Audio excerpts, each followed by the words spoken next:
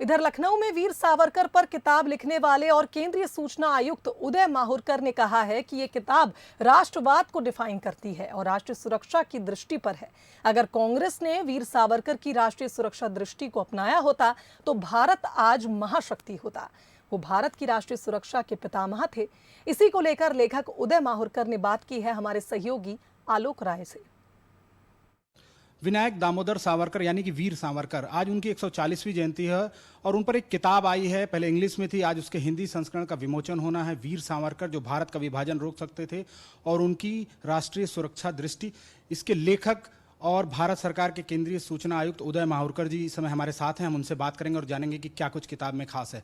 उदय जी, सबसे पहले तो आपको बहुत बहुत बधाई इस किताब के लिए। क्या कुछ खास है इस किताब में? देखिए, भारत के 70 साल के इतिहास में ये एक अनोखी किताब है। ये किताब राष्ट्रवाद को एक सही परिप्रेक्ष्य में डिफाइन करती है, जो अत्यंत आवश्यक है। देश जहां पहुंचा है वो पॉइंट पे। पर ये किताब सावरकर के जो प्रयास थे भारत के विभाजन को रोकने के और उनकी राष्ट्रीय सुरक्षा दृष्टि, कुल मिला के इस किताब में हम इस बात को साबित कर देते हैं कि वीर सावरकर की राष्ट्रीय सुरक्षा की दृष्टि अगर कांग्रेस ने अपनाई होती, देश ने अपनाई होती, तो भारत आज एक महासत्ता बन चुका होता। कि जो वीर सावरकर का सांस्कृतिक राष्ट्रवाद था, हिंदुत्व राष्ट्रवाद था, जिस तरह से उन्होंने हिंदुत्व की बात की थी, तो उसको लेकर वैचारिक आधार पर उनका विरोध बहुत होता। आखिर क्यों?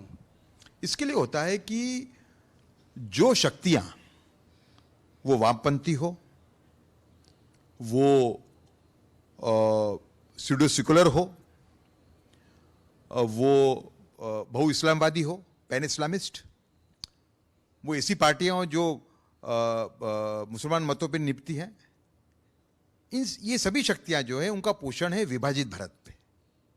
और सावरकर जो हैं भारत की एकता और अखंडता के समय बड़े प्रतीक हैं। उनके लिए अनिवार्य है कि उनको टिके रहना हो तो सावरकर को बदनाम करे बगैर उनकी दुकान चल ही नहीं सकती। अगर सावरकर, उनको ये लगता है कि सावरकर अगर भावी पीढ़ी के अंदर सावरकर का विचार फैल गया तो हम दुकान बिकार के हो जाएंगे, हमारी दुकान बंद हो जाएगी। तो ये सब में बड़ा कारण है कि सावरकर वैचारिक रूप से उनके सब में बड़े दुश्मन हैं। ये थे केंद्रीय सूचना आयुक्त और वीर सावरकर पर आधारित पुस्तक के लेखक उदय माहुरकर जी, जिनका साफ तौर पर कहना है कि वीर सावरकर का जो विजन था वो भारत के हित में था।